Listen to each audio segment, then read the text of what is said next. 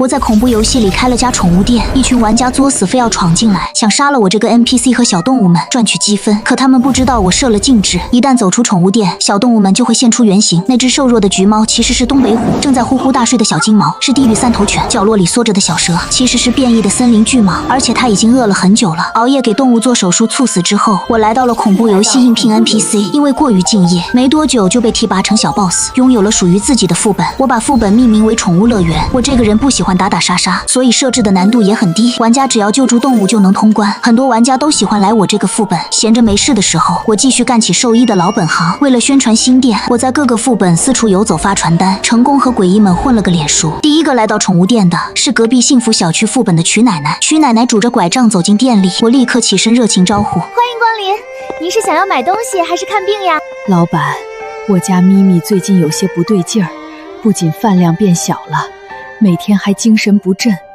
我怀疑她是生病了，但我是诡异，没办法带她去现实世界的宠物医院看。曲奶奶语气里满是愧疚，我安慰奶奶：别急，把咪咪先带进去检查。曲奶奶没有动她，我觉得你还是出来看看吧。这话让我有些摸不着头脑，带着疑惑，我跟着她走出门。刚踏出门口，我就被某只动物猛地舔了一脸，口水糊满脸，还有点刺痛。我擦了擦脸，睁开眼，一只体型巨大的东北虎站在我面前，胖乎乎的，眼神却很清澈。我不可思议地指着它：奶奶，你管这叫咪咪啊？不过很快，我的震惊被兴奋取代。从医那么多年，我还从来没给东北虎看过病呢。这种新奇的体验我也是独一份了。但很快又出现一个难题，东北虎的体型太大，一走进来，整个店都变得狭小，别说用仪器检查了，我的 X 光机只能拍它一只爪子。我尴尬地挠挠头。奶奶，有什么办法可以让咪咪变小吗？曲奶奶点点头，不知使用了什么技能，东北虎的体型开始缩水，渐渐变成一只胖橘猫。这样做检查就轻松多了。咪咪很是听话，配合地躺在 X 光机器上。检查结果出来后，我告诉曲奶奶咪咪精神不振的原因。奶奶，咪咪这是惊食了，你看，它的肚子里全是未消化的食物哦，它还有点便秘，装了一肚子屎。怎么会这样？我明明……你是不是给它喂了太多吃的？奶奶摸着橘猫的头说道：我不过是喂了20斤肉而已。咪咪很给面子，每次都吃得一干二净。我直接傻眼，20斤肉，这就是奶奶觉得你饿。我叮嘱曲奶奶以后喂10斤左右就够，还给咪咪开了助消化的药。治疗结束后，咪咪突然跳进我怀里，在我耳边低语，请求我帮她一个忙。我还没来得及细问，曲奶奶就从塑料袋里找出被包裹严实的钱递给我，我没要。诡异世界和现实世界不一样，说不定其他诡异养的宠物也都不是善茬，所以我让他帮我给店设置了一个禁制，每种动物走进来就会自动变小。设置了禁制以后，看病治疗就方便多了。这天夜里，我被急促的敲门声吵醒。医生，救救我的小狗吧！女孩的声音焦急万分，本着职业精神，我立马从被窝里爬起来，一打开门就看到女孩浑身是血，但她顾不得自己的伤，紧紧握住我的手。我听曲奶奶说，你会给动物治病。医生，救救我的小狗吧！说着，他就要跪下来。我看向他身后，那是一只长着3只头的怪物，体型巨大，身长至少5米，看着倒是有点像地狱三头犬。它的身上有不少血洞，头上更是有一道长长的伤痕，深可见骨。我没有废话，让女孩赶紧把它带进宠物店。地狱三头犬瞬间缩小，变成了一只金毛。看到金毛的样子，女孩的泪水止不住的涌出来，一路将地狱三头犬推进手术室。我开始清洗创口，止血缝合。地狱三头犬伤得太重，每一道伤都是冲着要它命来的。我整整缝合了2个小时，才全都缝合好。走出手术室，女孩赶忙询问情况。放心，手术很成功，就是失血过多昏迷过去了，只要她熬过今晚就没事了。女孩长出一口气，拉着我的手不停地道谢，看着她身上的伤口还在冒血。我看你也撑不下去了吧？如果你信任我的话，我可以替你简单处理一下。女孩年纪不大，看着只有17、18岁的样子，只是不知道身为诡异的他们怎么会伤得这么重。替女孩处理完伤口后，我问出了这个问题。女孩回答说：我是地狱副本里的 NPC， 你叫我西西就好。今天晚上有一群玩家闯进地狱，二话不说就拿起武器攻击所有 NPC， 每杀死一个 NPC， 他们就欢呼一次，嘴里说着又拿下100积分。我只是个普通 NPC， 他们一群人围攻，我打不过他们，他把我含在嘴里，用身体硬扛下了所有伤害，直到大 boss 出现，那些玩家才逃走。说着，女孩又泪流满面。原来是这样，看来有些玩家也不是什么善茬，这种人要是出现在我的副本里，弄死就好。我看着西西和小吉感触很深，为了转移女孩注意力，就问起了他们是怎么认识的。一说起相遇，女孩眼底都是温柔。小吉是我从小养大的，我们出了车祸，一起来到了恐怖游戏里。我能力太弱，总是被玩家欺负，他跟着我也受了很多苦。直到有一天，他为了保护我，差点丧命。我一想起来就后怕不已。我决定把他送给大 boss， 在 boss 手下，他最起码不用受伤害。可我没想到，小吉直接消失了，再回来，他就变成了这样。为了我，他去找了科学怪人帮他改造身体，变成了这副怪物的模样。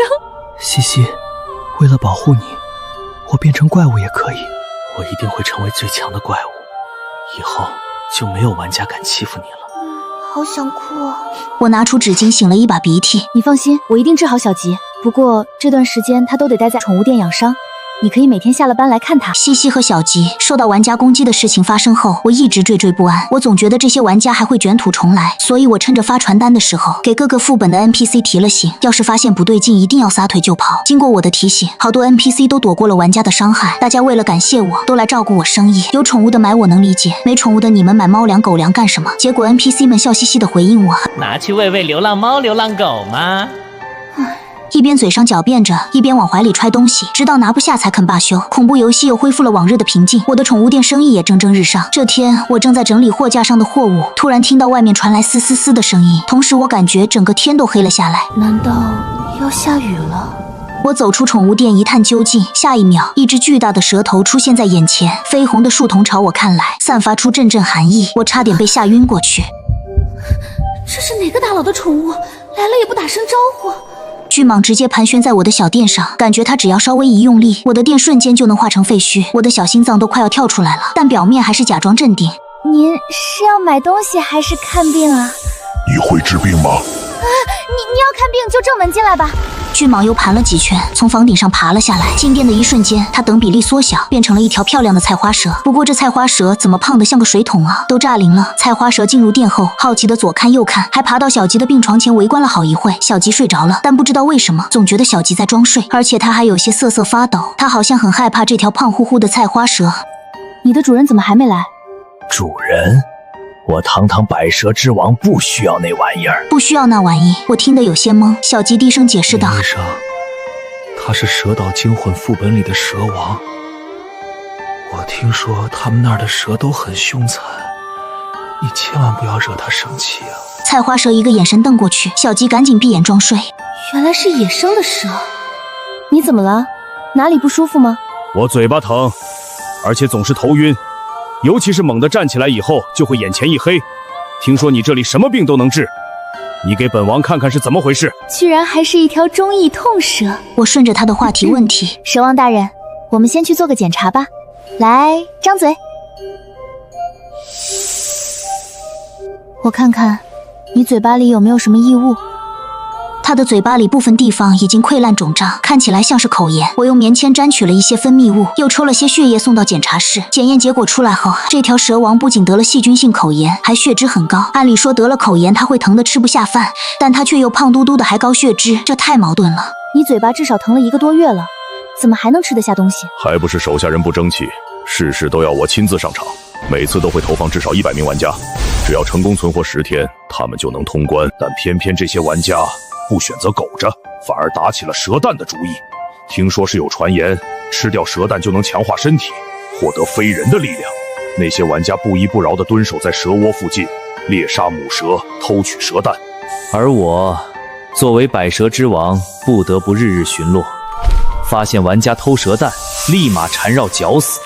为了震慑这些玩家，忍着口炎的剧痛，也要将他们尽数吞进肚子里。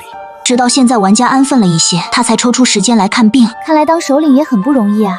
听完后我不由得感叹，我拿出硼酸溶液给蛇王的口腔消毒，又给他抹上药膏，嘱咐道每天都要涂药2次，涂10天你就能痊愈了。你没有主人，这10天就待在店里，我给你涂药。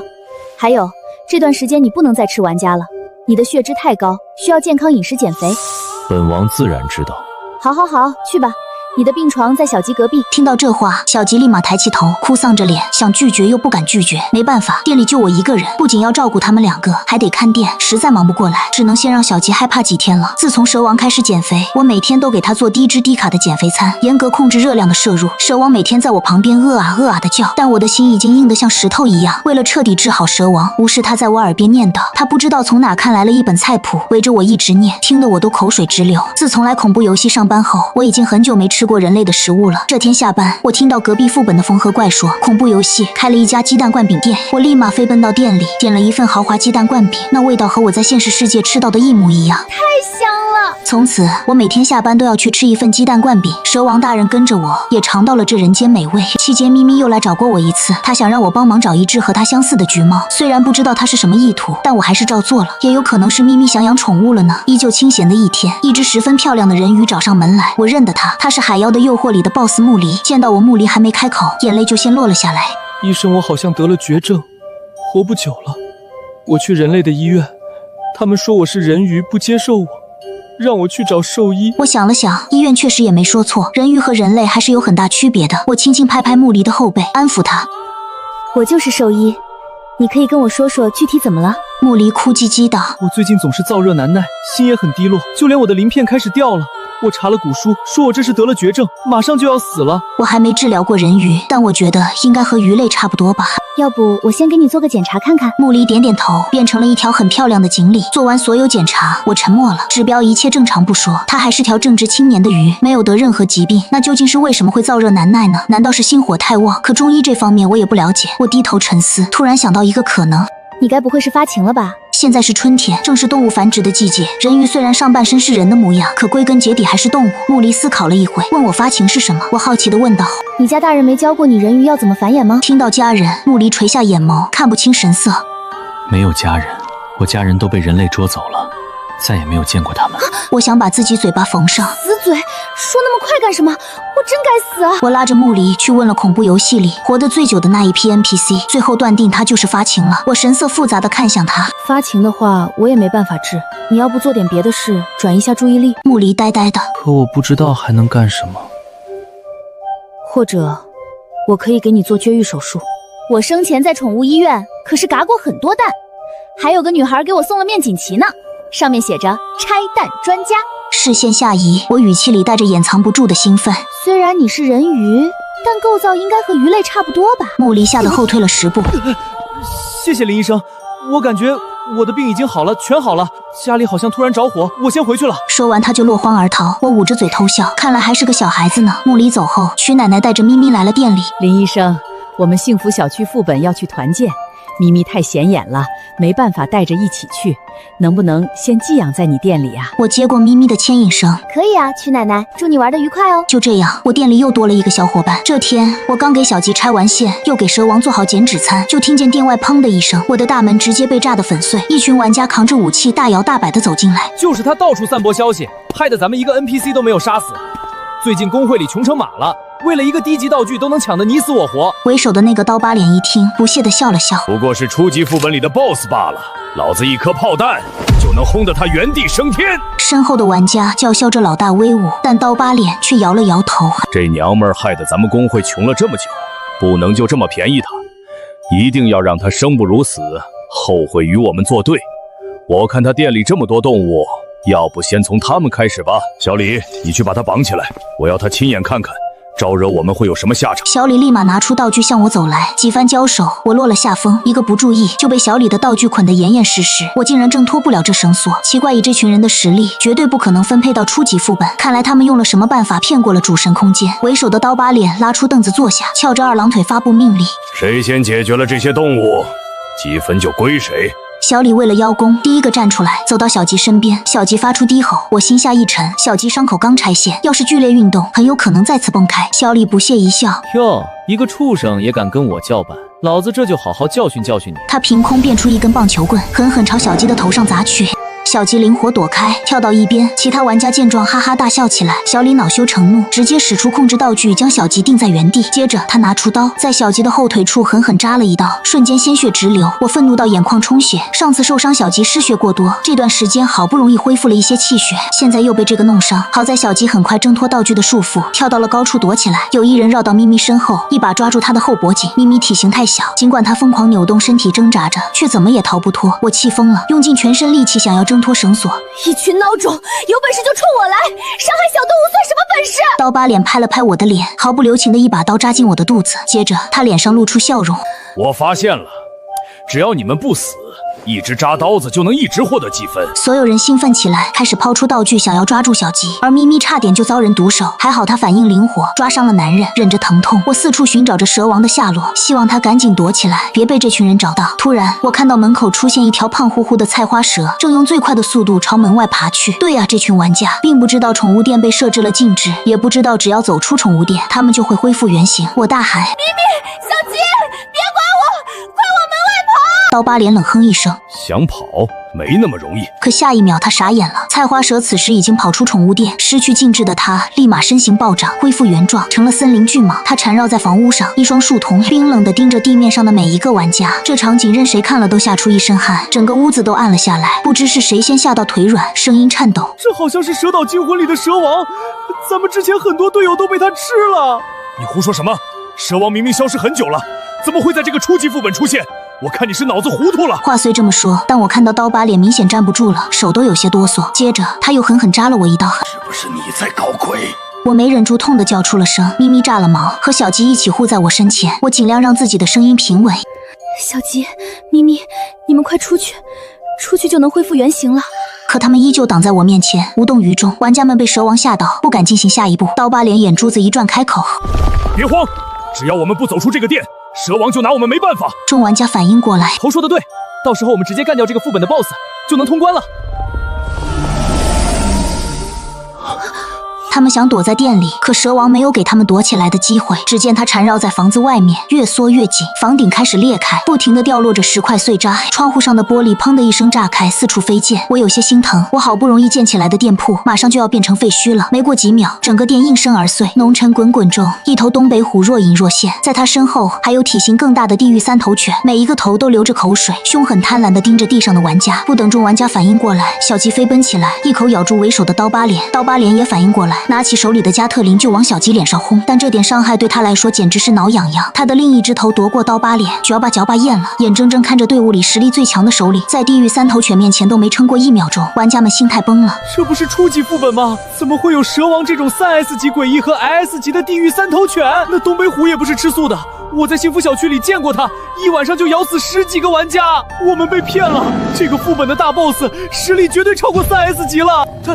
他还没出手，我们就快要被他手下弄死了。要是等大 BOSS 出手，我们还有活命的余地吗？玩家放弃抵抗，开始四散逃跑。可蛇王早已用自己的身体隔绝出了一个战房，像一堵高达5米密不透风的墙。玩家小李想使用道具飞起来，可他刚离开地面1米就被咪咪锁定。忘了说，咪咪虽然是东北虎，可毕竟是猫科动物，它和家猫一样，都很喜欢会飞的玩具。咪咪眼睛闪着金光，蓄力起跳，成功将小李抓住拽了下来。东北虎的巴掌至少有100斤重，我似乎听到了骨头碎裂的声音。小李躺在地上，胸口凹进去一块，嘴里不停涌出鲜血，显然是进气多，出气少了。队伍里连死2人，还都是毫不费力就被击杀。有的玩家已经放弃抵抗，他们跪在地上向小吉和咪咪磕头。别杀我，我只是奉命做事，罪魁祸首刀疤脸已经死了，放过我吧，我们没有欺负你们，求求你让我回家吧。我错了，我再也不敢进这个小本了。可跪得最快的那个玩家，正是提出虐杀咪咪他们获取积分的那个。咪咪不傻，他直接一巴掌上去，将此人踩成了肉泥。眼看求饶不管用，这些玩家吓得瘫软在地，但有些玩家决定做最后的抵抗。兄弟们，杀了他们，我们还有一丝活命的机会。只要积分到手，还剩一口气主神空间都能救回来。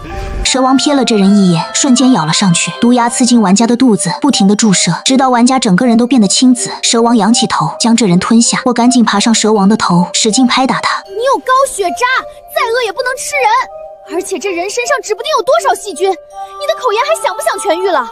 赶紧吐出来，吐出来，赶紧吐出来，吐出来！蛇王哦的一声，将带着粘液的玩家吐了出来，而剩下的玩家也被咪咪和小吉解决干净。战斗只持续了不到5分钟就结束了。说是战斗，倒不如说是单方面的围剿。我坐在蛇王头顶，看向下方的一片废墟，深深叹了口气。唉，看来副本要关一段时间了。恐怖游戏，该上哪儿去找建房子的工人啊？真愁人。咪咪在废墟里找到了我之前救助的小橘猫。哦，差点把它忘记了。之前咪咪嘱咐我帮她找一只橘猫，这是我在其他副本遇到的一只猫，饿得皮包骨头，正好被我遇到，就捡了回来。玩家闯进来时，小橘猫就从后门溜了出去。咪咪将小橘猫轻轻叼起来，放在我的手心。我疑惑地问：“你要我帮你找小橘猫，是为了什么呢？”咪咪在我耳边低声说了几句，就头也不回地离开了。第二天，曲奶奶团建回来，我副本里还是一片废墟。为了不让她担心，我决定去幸福小区副本找她。曲奶奶高兴地把我带进家，家里布置得很温馨，到处贴着咪咪和曲奶奶的合照。我在心里想着，原来这就是猫女老了的样子。我把怀里呼呼大睡的小橘猫递给曲奶奶，却心虚的不敢看它，不敢告诉曲奶奶咪咪已经离开了，具体去了哪里，咪咪没有告诉我。曲奶奶接过小橘猫，把它放进洗干净、晒得暖乎乎的窝里。谢谢你送的小猫，可我的咪咪去哪儿了？我一怔，本以为曲奶奶过几天才会发现，没想到她还是看出来了。尽管我拜托了人鱼帮忙，把小橘猫变成咪咪缩小后的样子，可曲奶奶还是一眼就识别出来。我支支吾吾不肯开口，这是咪咪在临走前特意嘱咐我的。咪咪说自己大限将至，没几天能活了，她不想曲奶奶知道，让她伤心。对不起，奶奶，我不能说。我以为自己会被赶出门去，曲奶奶却反而握住了我的手。我不怪你，走吧，我们一起去找咪咪。我震惊道：“奶奶，你知道咪咪在哪儿？”当然，她是我的家人，怎么会不知道？我们走了很久，在森林的最深处找到了咪咪，它窝在大树底下，没发现我们。曲奶奶轻声唤了一句，它瞬间睁开眼，回过头，然后它流泪了。这是我第一次见到动物哭。在动物医学中，分泌眼泪只是生理性反应科，动物并不会像人类一样受情绪影响而流泪。我以前也不相信动物会通过流泪表达情感，可眼前的一幕不得不让我相信。咪咪扑进曲奶奶的怀里，曲奶奶一下又一下地轻抚着她的头，安慰她：“别怕，这次你只是永远的睡着了，不会像上一次那么疼。”原来咪咪生前是被偷猎者残忍杀害而死的。来到恐怖游戏后，她平等地攻击每一个人类，每天就躲在森林里，直到曲奶奶的出现，才让她放下戒心，和人类和平相处。我垂下眼眸，有些难过。我问曲奶奶：“诡异也会再死一次吗？”当然，每个诡异的生命都是有限的，不然副本就没法更新，这是上面制定的规则。那诡异死了就会永远消失了吗？曲奶奶摇摇头。只要我们还记得，他们就不会消失。是啊，只要我们还记得咪咪，它就永远活在我们的记忆中。曲奶奶抱着咪咪抱了很久很久，咪咪靠在曲奶奶怀里，舒服地眯着眼睛，发出咕噜咕噜的声音。最后，咪咪在曲奶奶怀里咽了气，消失不见。直到天亮，曲奶奶才站起身，拍了拍身上的尘土。走吧，我们回家。曲奶奶给咪咪办了一场简单的告别仪式，没想到居然来了很多诡异，大家都不约而同地来悼念这只东北虎。但热闹只是一时的，当人群散去，曲奶奶独自一人回到满是咪咪痕迹的家中，她再也控制不住情绪，流下眼泪。小橘猫突然走了出来，蹭了蹭曲奶奶的手心，它蜷缩在曲奶奶怀里，试图安慰她。曲奶奶吸了吸鼻子，用小橘猫擦去眼泪。咪咪，谢谢你留下小咪，陪我这个老婆子。耗时3个月，我的宠物店重新建了起来，同时我所负责的宠物乐园副本难度上升到了中级。我有些纳闷，实力明明没有提升啊，但没有人给出解释，我只好一边应对玩家，一边继续经营我的宠物店。不知道为什么，恐怖游戏里养宠物的诡异越来越多，而且他们的宠物千奇百怪，天上飞的，地上爬的，水里游的，应有尽有。还有个诡异养了一颗石头当做宠物，他带着石头来我店里买宠物用品时，一个玩家嘲笑他神经有问题，养了一个没用的石头。结果这个诡异拿起石头，嘴里喊着上啊小强，下一秒直接砸破了玩家的头。这下玩家再也不敢嘲笑他了，我也不敢多说什么，怕他也砸我的头。店里生意太好，我实在忙不过来，就叫了小人鱼木梨来帮忙。木梨来帮忙的第一天，得用海水浇死灵草，我哭笑不得地捧住他沾着水珠的手，手把手教他分辨淡水和灵草的适配度。你看灵草，震测妖水。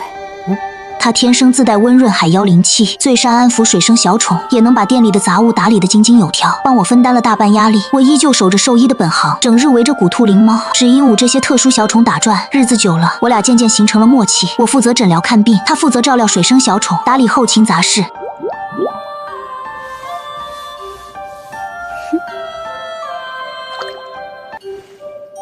一晃5年，各个副本的诡异们因为宠物迎来了空前的团结，玩家们不再敢随意滋事，宠物店早已成了恐怖游戏里公认的净土。我和木离依旧守着这家小店，小吉的旧伤彻底根治。